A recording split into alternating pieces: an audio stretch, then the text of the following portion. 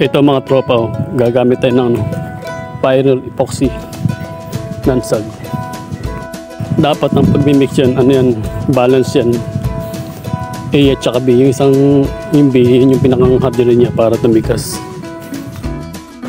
Gagamit nga pala tayo niya para sa mga simento na may crack. Ang gagawin lang natin, ibibigat lang natin tapos lalagyan na natin sa ng epoxy.